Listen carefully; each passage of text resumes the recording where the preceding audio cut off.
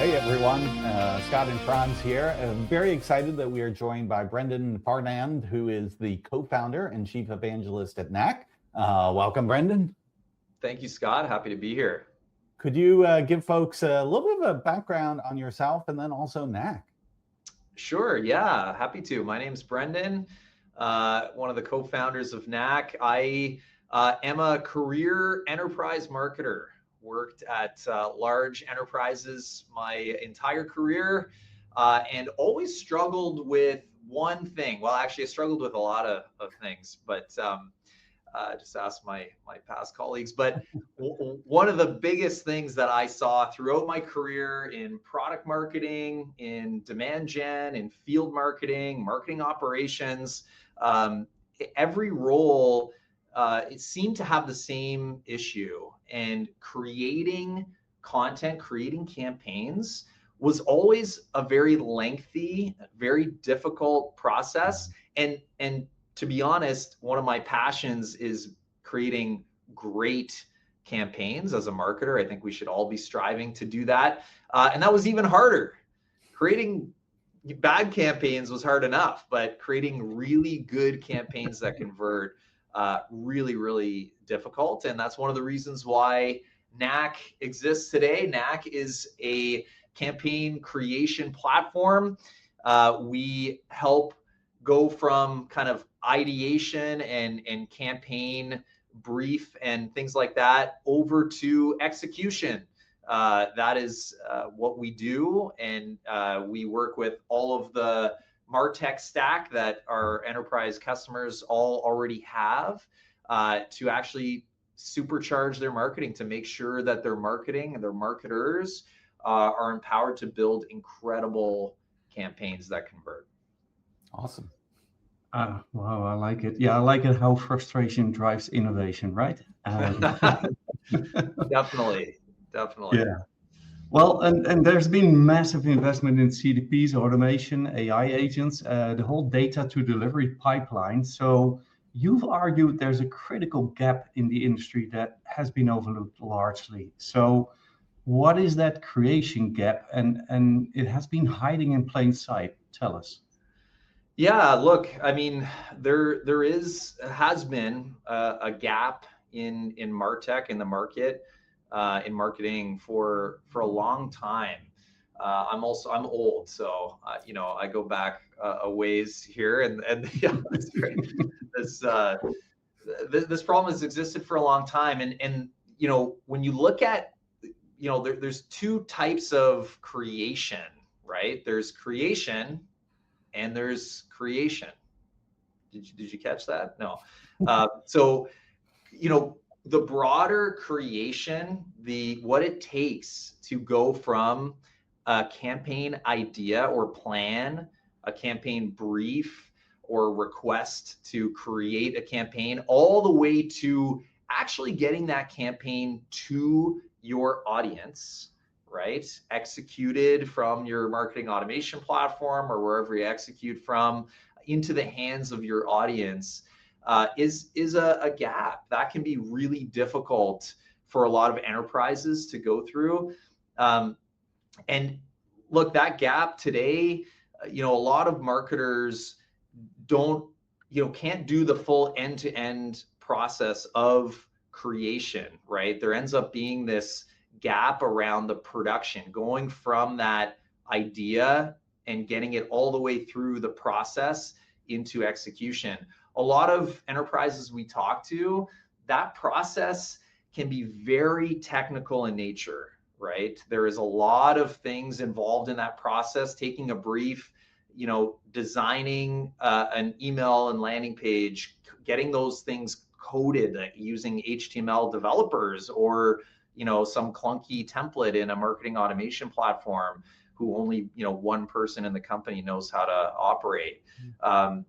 Setting up the campaign to be sent and to be localized into tens or hundreds of different languages, those kinds of things. Even things as simple as getting the marketer to look at the campaign before it goes out, these processes or even approvals within that process, that entire workflow is what we look at as the entire end-to-end creation process. And a lot of the steps along the way, post idea or post campaign brief, and making that a reality is really where we feel the gap is today, and where a production platform like Knak could really come in and help.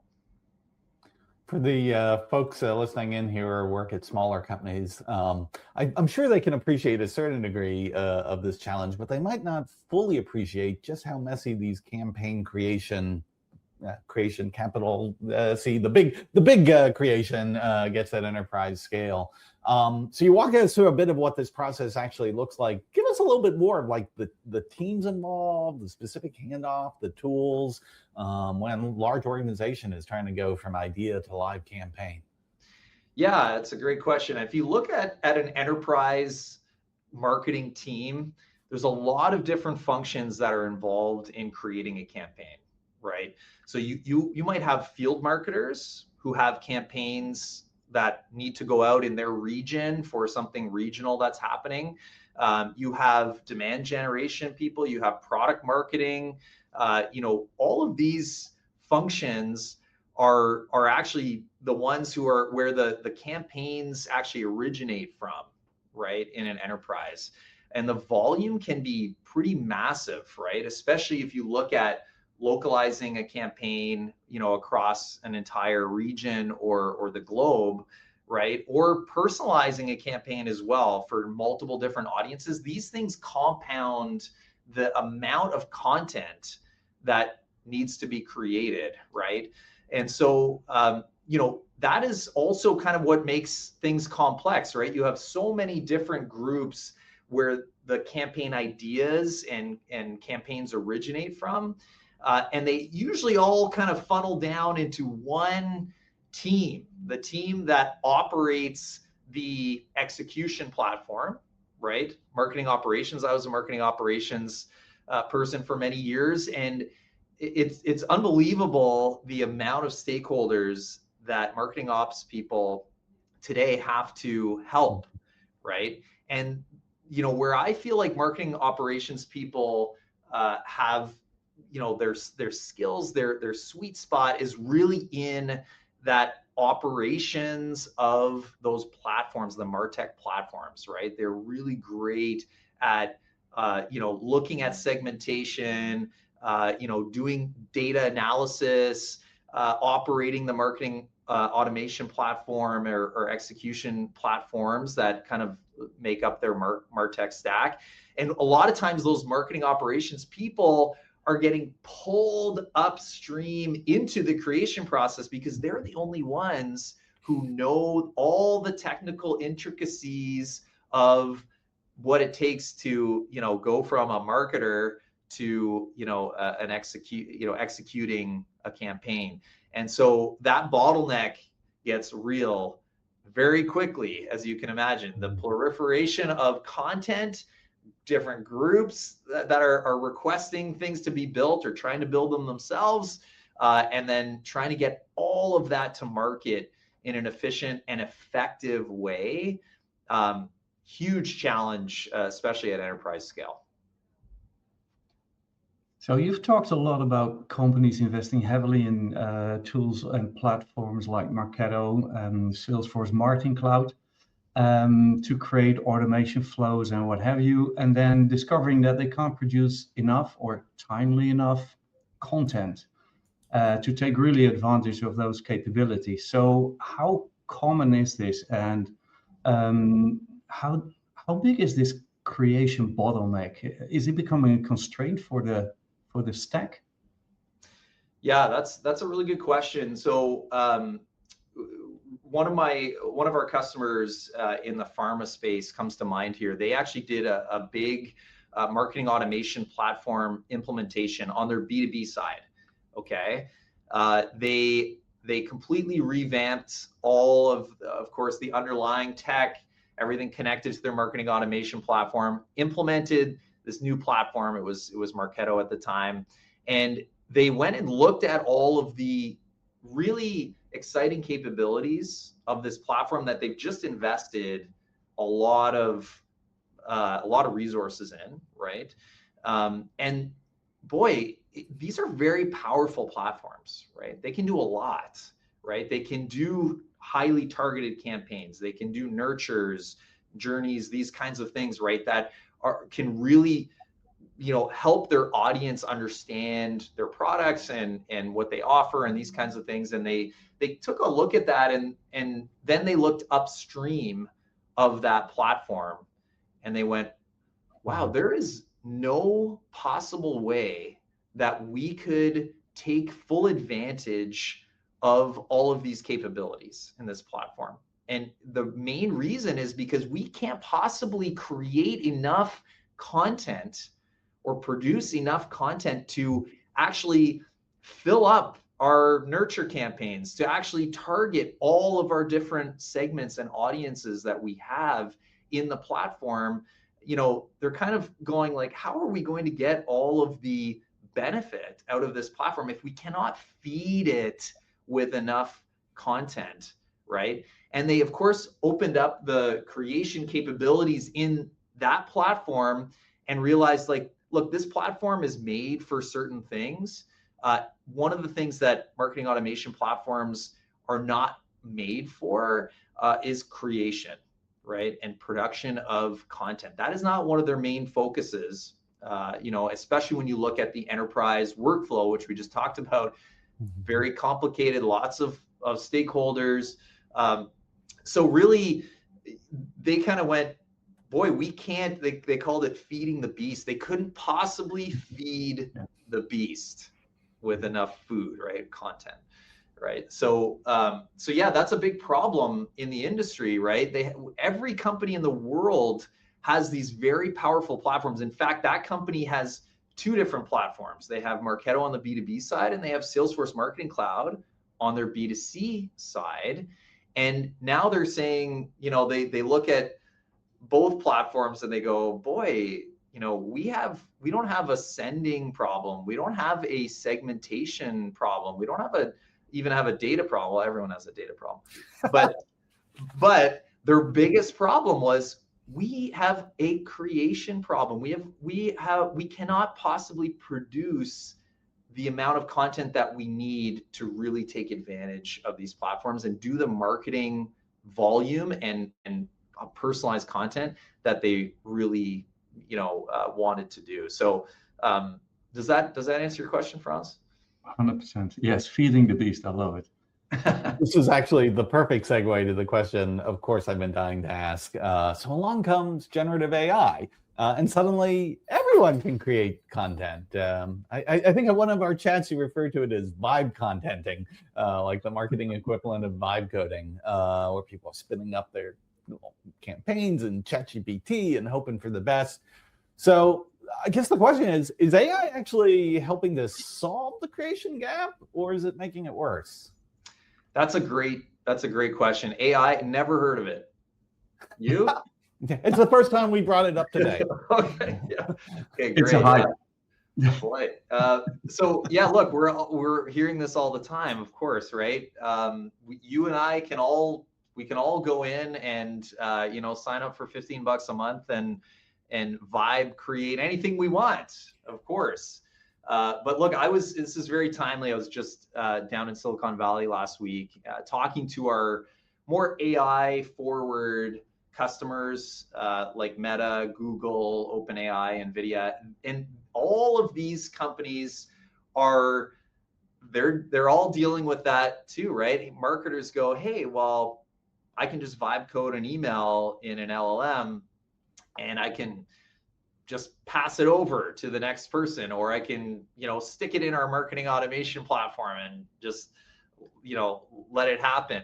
And it really struck me last week, especially around with our customer OpenAI. They were saying, like, look, we could never let our marketers use ChatGPT to create an email, right? They just do not. There's not enough guardrails around what marketers are able to do in that platform to create, and that's really what they're using our production platform for, right? Is they want to, yes, they want to use AI in some other areas. I'm going to talk about that in a second, but what they're really looking for is AI to drive efficiency into their existing workflow, right?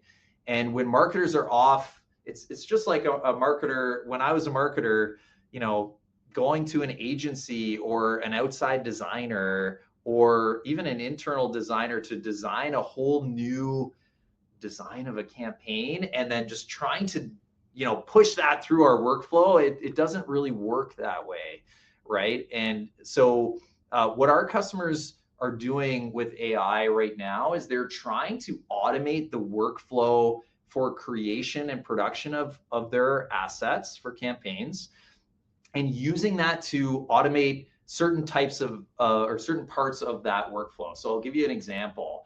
What OpenAI is doing, what we're doing with them, is they're actually ingesting all of marketers' requests. You can imagine the fastest growing company on earth right now, the amount of content requests that are coming at the marketing operations team, it's insane, right? And so what they're doing is they're taking all of those structured or unstructured requests, okay, that a marketer has in their organization. They are using AI to ingest those requests, whether it has a brief or sometimes they don't have a brief, and that's okay. But it uses AI to structure a marketer's request for a campaign into like a more structured kind of ticket in a project management platform. And what they want to do with that ticket that is more structured now using AI, they want to kick off a workflow to create a campaign. And so they'll actually call Knak's MCP. We'll spin up a brand approved email based on the content that they have already pre-approved, right? You can have different kind of sections and things like that. You can have, but again, it's all on brand. And the marketer then gets dropped right into that campaign so that they can tweak it, edit it, and go through the rest of the workflow, which includes, a QA check that OpenAI has to do for brand voice and brand look and feel, email best practices, those types of things. Then it moves on into a collaboration step where you can have kind of ad hoc collaboration happening on the asset that the marketer, originally requested, got generated through AI, and is now kind of tweaking and perfecting. And then it runs through an approval workflow in our platform as well. Then it gets translated into however many languages that marketer needs it for, and then it is ready for execution. And so what they're seeing is the ability to have AI embedded in their workflow, even AI generating that initial campaign, that initial email or landing page, but also includes the marketer within that who has originally requested that campaign to be created, and is able to kind of do those tweaks and things like that if needed. So it really includes the marketer. It works inside of their existing workflow and their existing MarTech stack. I like that. So you spoke about creation and creation. So there is content creation and the content or the creation process. And one of the things I hear from marketing ops leaders is that AI is empowering people to, let's say, route around the established processes, bypassing it, skipping approvals, ignoring brand guidelines. Who does that? And then, we could almost call it shadow creation. So what happens if shadow creation takes hold in an enterprise? Yeah, you know what? That's a great question, Frans. I think if we get into a world where shadow creation is everywhere, right? I think a couple things can happen. Number one, I think, design and copy creep is real, right? I think we will get to a place where, if marketers are not guided with, really specific brand guidelines, email best practices. Like I don't know about you, Scott and Frans. Like I am not an email expert. As a marketer, I did not know, all the intricacies that make up email best practice. Is my email over 102 kilobytes and it's going to get clipped on Gmail? Do I have over 15 characters in my preview text? All these things. Do I have alt text on images for accessibility and screen readers and those types of things, right? Like that was not at the forefront of my mind as a marketer, as a content creator, right? I needed something to, to help me with those best practices, and especially also around brand and design, and build my content kind of within those guardrails. And I think what happens is if that doesn't happen, number one, the technical implications downstream are real, right? You throw an email that you generated through an LLM and spit out some HTML, and you throw it over the wall to a marketing operations person, or try to jam it into your marketing automation platform and expect that it's just going to work, is really that's not really a reality. And so I think it causes a lot of issues on, like I said, kind of design and copy creep, or brand voice creep, I should say, and then certainly the technical aspect of things gets worse, not better.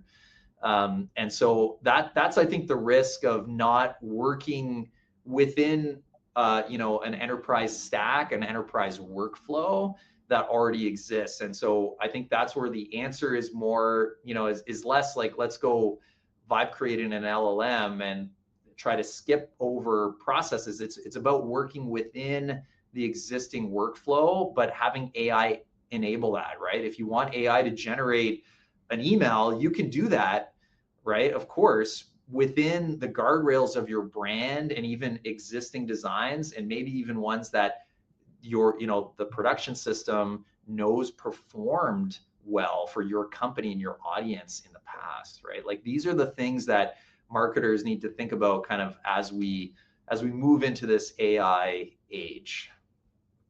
So when enterprises get campaign creation, again, this is the broad creation, right? What does that business impact actually look like? Like I'm thinking of things like experimentation velocity, ability to respond to market changes, capacity to run more specialized, personalized campaigns. I mean, what are the sort of outcomes that get a CMO's attention with this capability? Love that question. So two big things. One is speed to market. You mentioned it, Scott. Speed to market is, it's something, it's not the sexiest thing in the world, but it does unlock a lot for our customers. We work with a company called AT&T. You've probably heard of them. They had some issues with their go-to-market, their speed to market. And they were actually finding it had a huge impact on their business. Their ability to respond to a competitor's campaign in the market was, when it's quite slow, when there's a 6, 8, 12-week lag on responding to a competitor's campaign that they launch in the market, that costs you money, right? You lose not just inbound customers for that time frame where you're, hey, like we're gonna beat this campaign that they're going to market with in this very competitive environment that moves quickly. We're gonna lose all the inbounds that we would have gotten in that, the 6 or 8 weeks it takes us to create a campaign to match, but also we're losing customers in that same amount of time. This is literally a hundreds of millions of dollar problem for a company that size, and we're helping customers collapse that time frame by a lot. We're talking 95% faster speed to market for a lot of our customers, especially where AI is involved. And so that helps a ton, right? The second thing that helps with is performance. And you might ask, why does speed to market also help with performance? Well, when you can't possibly create an email in weeks or months, then you can't possibly test an email, right, every time you send it. Some of our customers are creating between 3 and 15 versions of every email they send to their audiences, right? And what that allows them to do, of course, is test every send that they do, pick the winner, learn what worked, work that into the next campaign, and then continue iterating over and over again. And so they're getting better performance out of every single campaign that they execute, right? And then the other piece of the performance puzzle is around personalization, right? Personalization is content, right? When you can't create content fast enough, or you can't create content in a non-technical environment, and when all your personalized content has to go into a developer's hands or a marketing operations person's hands, and takes a week or two to actually, okay, well, we're going to connect it to all these audiences, and we're going to flip this image to that image and this text to this one for this audience, and those kinds of things. When that becomes a really technical process, then again, you end up, I talk to so many enterprise customers that are enterprise companies that are saying, like, personalization, like, we can't even create an email in 4 weeks, right? So forget personalization. So those are the types of things that speed to market and making that workflow really efficient and non-technical.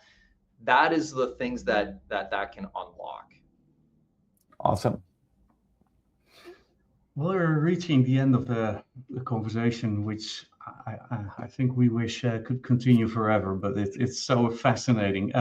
Could you quickly answer in 1 or 2 sentences, if you had to bet on one thing that will change the way enterprise campaigns get created over the next, let's say, 2 years, and you cannot say just AI, then what is it?